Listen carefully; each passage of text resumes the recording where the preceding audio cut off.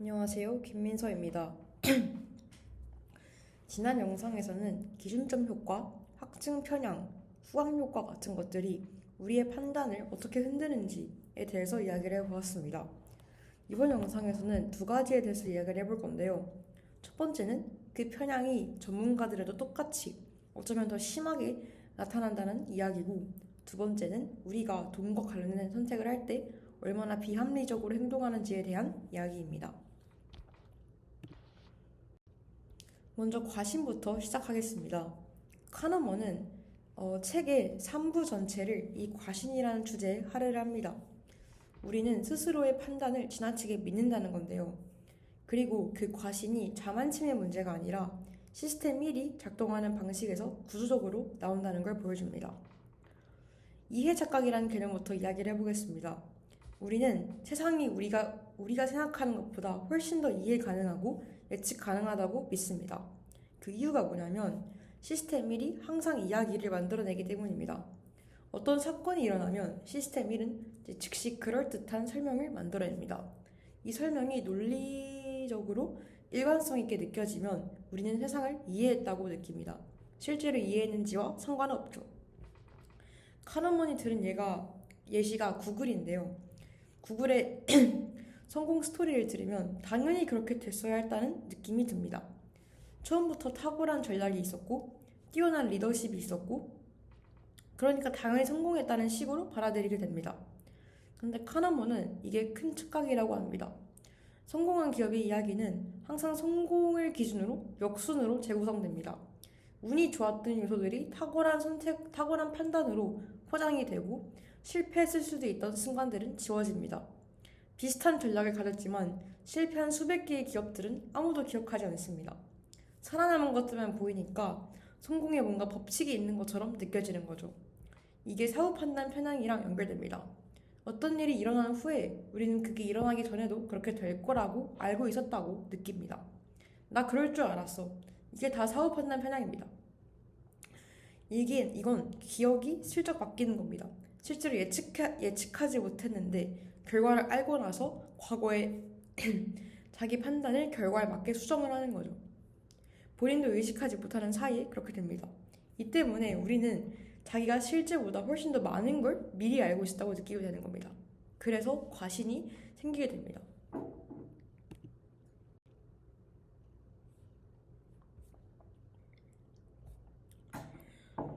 그러면 전문가들은 어떨까요? 카너먼은 전문가들의 예측 능력을 꽤 신랄하게 비판을 합니다. 정치 전문가들이 미래 정치 상황을 예측하는 능력을 장기간 추적한 연구가 있는데 결과가 충격적입니다. 전문가들의 예측 정확도가 랜덤하게 찍는 것보다 별로 나을 게 없었습니다. 그리고 전문성이 높을수록 언론에 더 자주 나오는 그런 유명한 전문가일수록 자신의 예측에 더 확신을 갖는 경향이 있었는데 정확도는 오히려 낮았습니다. 카너먼은 이를 고슴도치와 여우로 비유합니다. 한 가지 큰 생각으로 모든 걸 설명하려는 고슴도치형 전문가들이 언론에 더 많이 나오고 더 자신감 있게 말을 합니다. 하지만 정확도는 여러 관점을 복잡하게 고려하는 그런 여우형 전문가들이 훨씬 높습니다. 세상은 단순한 법칙으로 설명되지 않는데 단순한 설명을 자신감 있게 하는 사람들이 더 설득력 있게 보이는 거죠. 그럼 왜 전문가들의 예측이 이렇게 형편없냐? 카르먼은 그 전문가들의 잘못이 아니라 세상이 복잡하기 때문이라고 말을 합니다. 특히 정치나 경제, 사회 같은 영역은 너무 많은 변수가 얽혀 있어서 장기 예측 자체가 사실상 불가합니다. 그런데도 전문가들은 예측해야 하는 위치에 있고 예측에 자신감을 보여야 신뢰를 얻습니다. 불확실하다고 솔직하게 말하는 전문가보다 확신 있게 말하는 전문가가 더 인기 있습니다. 이게 타당성 착각을 만들어내는데요. 자기 예측에 근거가 없다는 걸 알면서도 그 예측을 믿게 됩니다. 그러면 전문가의 직관은 언제 믿을 수 있냐? 그래서 카너먼은 이에 대한 두 가지 조건을 제시합니다. 첫 번째로 환경이 규칙적이어서 예측이 가능한 것. 두 번째로 오랜 연습을 통해 그 규칙성을 익혔을 것. 이 두 조건이 모두 갖춰진 경우에 예를 들어서 체스 고수나 소방관의 경험에서 나오는 직관은 신뢰를 할 수 있습니다. 하지만 변수가 너무 많고 피드백이 느리고 환경이 계속 변하는 그런 영역에서는 아무리 경험이 많아도 직관을 믿기 어렵습니다. 계획 오류도 여기서 나오는데요. 어떤 프로젝트를 계획을 할 때 사람들은 대부분 지나치게 낙관적으로 예측합니다. 얼마나 걸릴 것 같냐고 물어보면 실제로 걸리는 시간보다 훨씬 짧게 답하는 경향이 있습니다. 자기 자신의 능력은 과대평가하고 비슷한 프로젝트들의 통계는 무시합니다. 이걸 내부 관점이라고 하는데요. 내 상황은 특별하다고 느끼기 때문에 기준선 통계를 적용하지 않게 되는 거죠. 외부 관점, 즉 비슷한 사례들을 통계를 먼저 보고 거기서 출발하는 게 훨씬 정확한 예측을 낳습니다. 근데 시스템 1은 자기 상황을 먼저 보게 만들고 통계는 나중에 그리고 대부분 무시하게 만듭니다. 그러면서 카너먼은 흥미로운 방법을 하나 소개를 하는데요. 사전 부검이라는 겁니다. 중요한 결정을 내리기 전에 1년 후로 시간을 이동해서 이 결정이 참담하게 실패했다고 가정하고 왜 실패했는지를 써보는 겁니다. 이렇게 하면 집단적으로 결정에 순응하는 경향을 막을 수도 있고 미처 생각하지 못한 그런 위험 요소들을 발견할 수 있습니다. 의심의 정당성을 부여하는 방법이라고도 할 수 있죠. 여기까지가 과신이었고 선택의 이야기로 넘어갑니다. 그리고 이 부분이 카너먼이 노벨상을 받은 핵심 연구와 직결됩니다.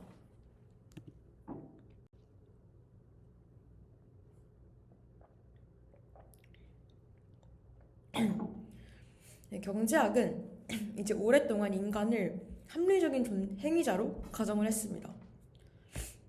그러니까 주어진 선택지 중에서 자신에게 가장 이익이 되는 것을 고른다고 가정을 했습니다. 하지만 카너먼과 그의 동료 아모스 트버스키는 이 가정이 틀렸다는 걸 실험으로 반복해서 보여줬습니다. 먼저 베르누이 이야기부터 해야 되는데요. 베르누이는 유체역학 말고도 기대 효용 이론으로도 유명합니다. 사람들은 금액의 절대값이 아니라 효용, 즉 심리적 가치를 기준으로 선택을 한다는 겁니다. 예를 들어 100만 원이 있는 사람에게 1만 원이 생기는 것보다 아무것도 없는 사람에게 1만 원이 생기는 게 훨씬 더 큰 효용이 있다는 거죠.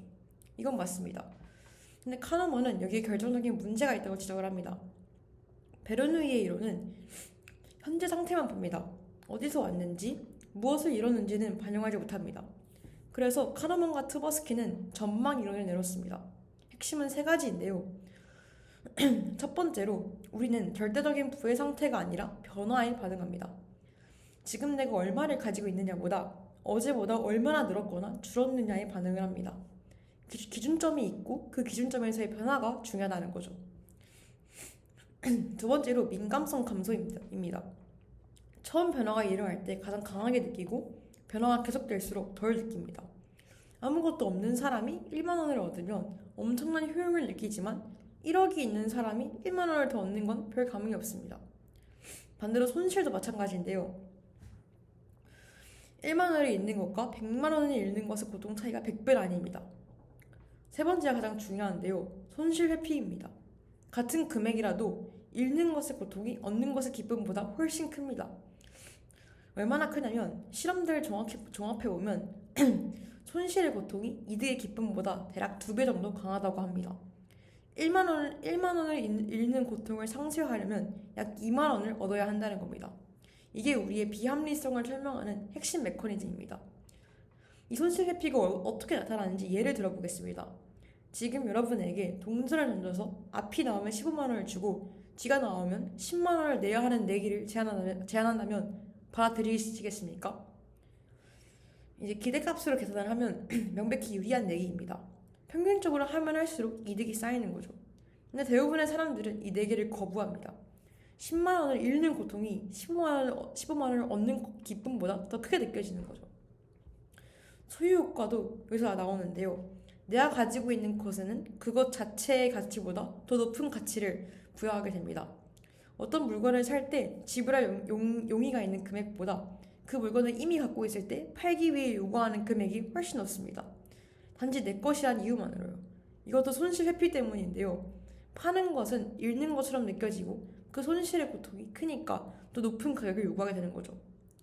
여기서 현상 유지 편향도 연결되는데요. 변화는 뭔가 잃는 것처럼 느껴지기 때문에 지금 상태가 최선이 아닌 걸 알면서도 변화를 꺼리게 됩니다. 이게 개인의 선택에서부터 기업의 전략 그리고 정부의 정책까지 굉장히 광범위하게 나타납니다.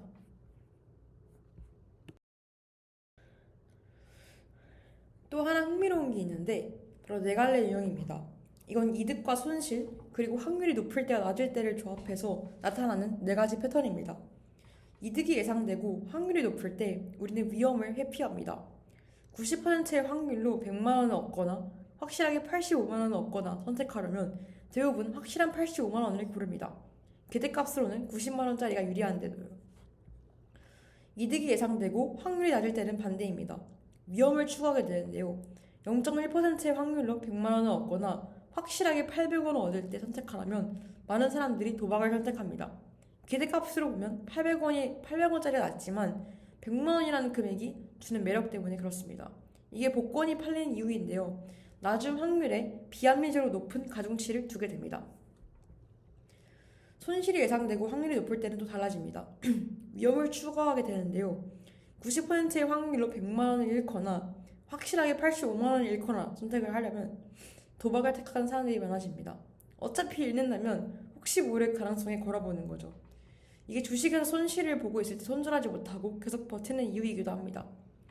손실이 예상되고 확률이 낮을 때는 위험을 회피합니다. 작은 확률의 큰 손실을 막으려고 보험에 가입하는 거죠. 기대값으로는 보험료가 손해인데도요. 이 네 가지 패턴으로 보면 공통점이 보입니다. 우리는 이득에서는 확실한 것을 선호하고 손실에서는 도박을 선택하는 경향이 있습니다. 그리고 낮은 확률의 사건에는 과도한 가중치를 부여합니다. 이게 전부 비합리적인 행동입니다. 기대값대로만 계산하면 해서는 안 될 선택들을 반복하게 되는 거죠. 틀짜기 효과도 빠뜨릴 수 없는데요. 같은 상황을 어떻게 표현하냐에 따라서 선택이 완전 달라집니다. 어떤 수술의 성공률이 90%라고 말할 때와 사망률이 10%라고 말할 때 논리적으로는 완전히 같은 정보입니다. 근데 두 번째가 훨씬 더 무섭게 느껴지고 수술을 거부하는 비율이 높아집니다. 손실로 표현된 정보가 더 강하게 작동하는 거죠. 이걸 의도적으로 이용하는 경우가 많은데요. 같은 제품을 지방 함량 20%라고 할 때와 지방 80% 제거라고 할 때 후자가 훨씬 더 건강하게 느껴집니다. 장기 기증 동의율이 나라마다 극단적으로 다른 것도 기본값 설정의 차이 때문입니다. 기증을 원하면 동의서에 서명하라는 나라와 기증을 원하지 않으면 거부 서명을 하라는 나라의 기증률이 완전히 다릅니다. 사람들은 기본값을 그냥 따르는 경향이 있으니까요. 그래서 이 모든 것들을 정리하면 이렇습니다. 우리는 합리적 계산으로 선택하지 않습니다. 중거점에서의 변화에 반응하고 손실에 더 강하게 반응하고 낮은 확률에 비합리적으로 끌리고 같은 내용이라도 어떻게 표현되냐에 따라서 다른 선택을 합니다. 그리고 이 모든 게 시스템이 자동으로 작동한 결과입니다. 저는 이 부분을 읽으면서 좀 서글프기도 했는데요. 내가 열심히 고민해서 선택했다고 믿었던 것들이 사실 어떻게 표현됐느냐, 빈점이 뭐였느냐, 손실로 느껴졌느냐, 이득으로 느껴졌느냐 같은 것들이 크게 좌우됐을 수 있다는 것이거든요. 동시에 카너먼이 말하는 게 이겁니다. 이걸 알면 최소한 중요한 순간에는 멈출 수 있다. 지금 내가 손실 회피에 끌려가고 있는 건 아닌지, 지금 이 제안이 어떻게 틀지어져 있는지, 확률이 낮은 것에 비합리적으로 끌리고 있는 건 아닌지를 한 번 더 생각할 수 있습니다. 이번 영상에서는 과신, 그리고 전문가의 한계, 손실 회피, 전망 이론, 그리고 실작의 효과까지 이야기를 해보았습니다. 다음 영상에서는 이 책의 마지막 부분인 두 자아, 그러니까 경험하는 자아와 기억하는 자아에 대한 이야기, 그리고 행복이란 무엇인지에 대한 카너먼의 생각, 그리고 책 전체에 대한 제 감상과 비평으로 마무리하겠습니다. 감사합니다.